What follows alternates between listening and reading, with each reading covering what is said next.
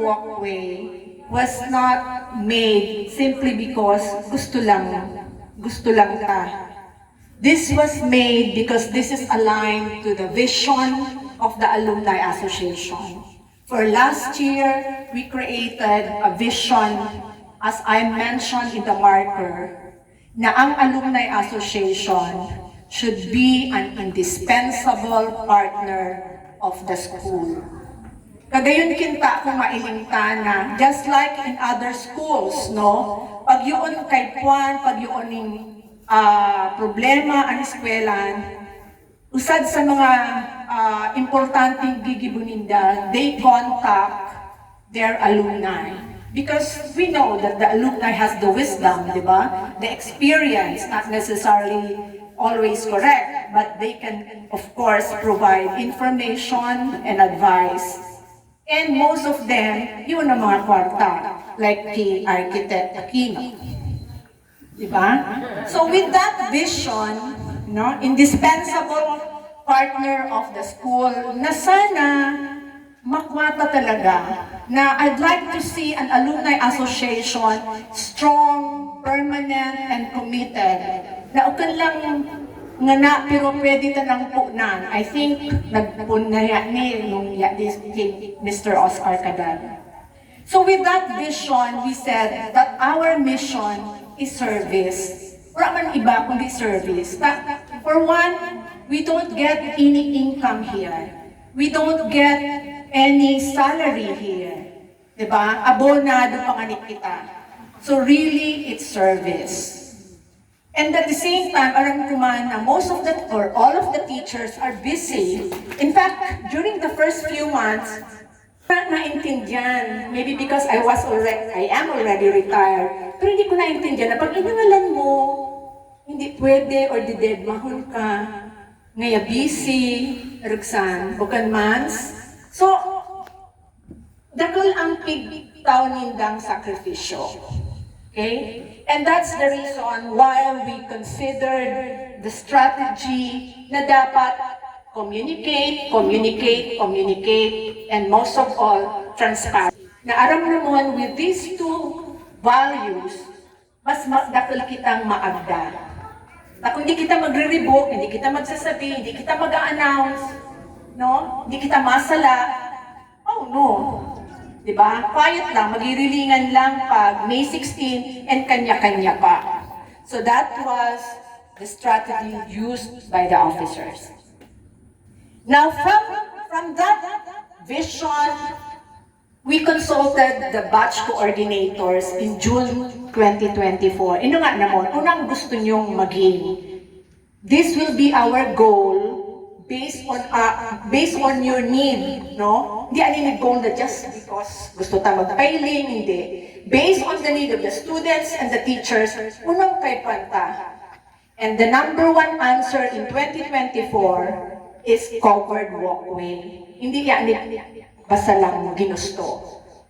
And this is consistent to the 2023 workshop result under the leadership of Mr. Oscar, na kung diin, so 26 batches then, during that workshop said na ang number one na goal or project is the improvement of irrigation. You call that irrigation or flood control? Drainage. Okay. Number one yan. Kaya lang, hindi masyado natawan ng pansin simply because the needed resources was baklawan. Okay? So the number two, again, is covered walkway. So with that, we said, let's go for a covered walkway. Of course, there were other projects. But the next question is, where will we get the funding? Diba? Hindi po. Kasi walang project, ang unumang asosasyon, na wala kwarta. Diba? Pero bago magkakwarta, kayo pa mo ng commitment sa tao. And before magkayoon commitment, you need to be able to communicate the message. Okay? So with that, nag-decide na, okay, ang pinakamadaling kwarta, parasal kita. No? And then it was the batch 77 and 78 who decided we will spearhead. And today, this so batch 78 representative, nasabi niya, go niya kita sa raffle. And this is MBL or Marilyn Lohia. So kalakpakan ka. Nag-ibi yan. Okay? Because the target then, for us to be able to construct a covered walkway, even half of this perimeter will cost 3 million. And we said, o sige, 3 million ang i-target covered walkway from there to there and to there. Okay? So, ang nangyari, we thought that all of us will join or will join. Okay? So nag-compute kami, 50,000 per batch amon i-target ta. Bukan ba hindi man nangyari? Unang nangyari. Okay? We were just able to sell almost 1.3 million worth of tickets. Okay, with that 1.3 million tickets, yan na sa commitment na ang first baga 300,000. Bukon, ang second baga 200,000, third 100,000. Maray nga sa 7 months, ito na sa nangayasukan, pero dakol. Kaya dakol na 10,000, may 50,000. So, para lang and magdakol ang mag-participate. But nevertheless, we were able to get or to sell 1.3 million. Hindi pa dyan kaiba so mga ticket na pinabakal o hindi inulit pero wala nag-limit, which we will address this January. Okay? Nga, with that 1.3 million, ang total na worth ng premyo is 725,000.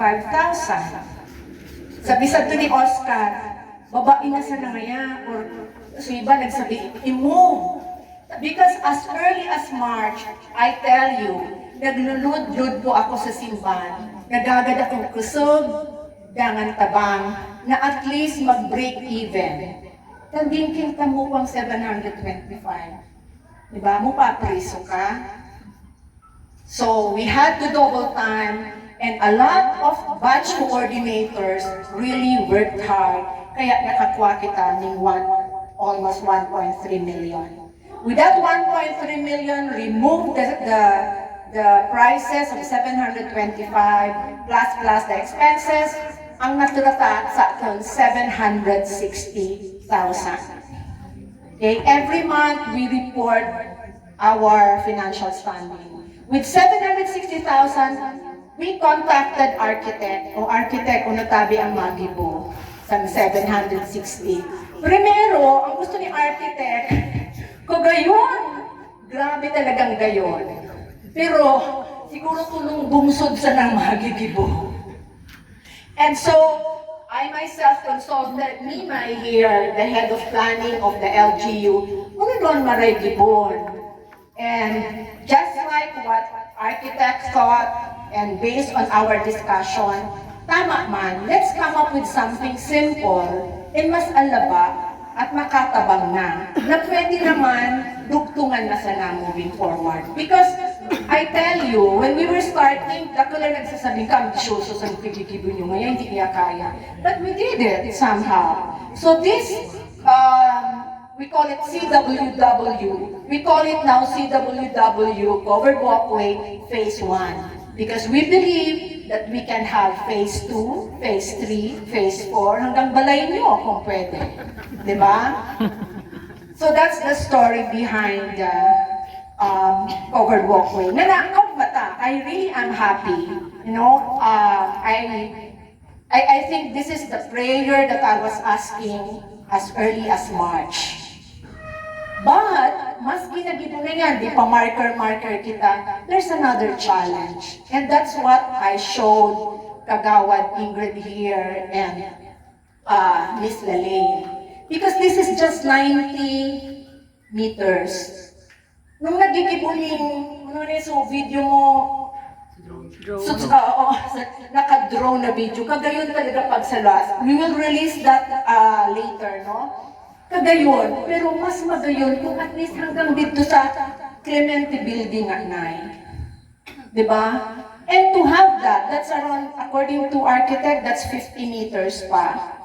So that's, ako, pig-compute ko na, mga 400,000 o kabanga. Okay, yan pang kay Panta. But can we do it? Yes, we can. Like I did some pencil pushing, and number one na naisip ko is, if each batch will register during the homecoming, let's say 2,000 to 5,000, makakuha na kitang 100,000. I'm sure. Because nakakuha kita this year ng around 50,000 sa mga nag-register. But if we push, if we campaign, I think we can double that. So that's 100,000. Second, makakuha kita sa homecoming. Last year's homecoming, we were able to net 150,000. Okay? So kaya pa rin. Kung talagang magtatarabang kita, makuha yan. And we can solicit. I know that each batch has alumni or batchmates na yung bagaso ayu-ayu daw. Diba? I think we can write them. Kasi pag sinilipon mo yan, honestly, I saw that last year, I saw that this year. Pag tinilipon mo yan, pwede maka 400 kita. So homecoming, plus mga ayu-ayu. And, kanina I had an idea. So sinabi ni Ma'am kanina, nung siguro si Pantaso sa Clemente Building Project, pwede kita mag-solicit sa bawat organisasyon sa buong komunidad. Diba? Because all the families, the children of all families here came from DNCHS. So why not approach them and tell them that we need their help so that they can further help their children here in the school. So I'd like to think na pwede pa. And lastly, magsusolicit kita. Diba? Sa tingin niyo, pwede yun? Pwede. Nakuha nga ni Suta 90 meters. Nakuha nga so 1.3 million. So, actually, so Sintimusta nag-reach to 1.5. No? But because of the expenses nga, I think kaya. Kaya lang, maray ang dakol, in every association, there are so many ideas. Marami nagsasabi, uy, sa inayaan sa nga. But the question is, si mo iwa. Diba? So we need ideas in the same manner that we need people who will work. So that's my challenge to everyone. I hope we can continue this commitment and we can continue our love for our alma mater, DNCHS. Thank you.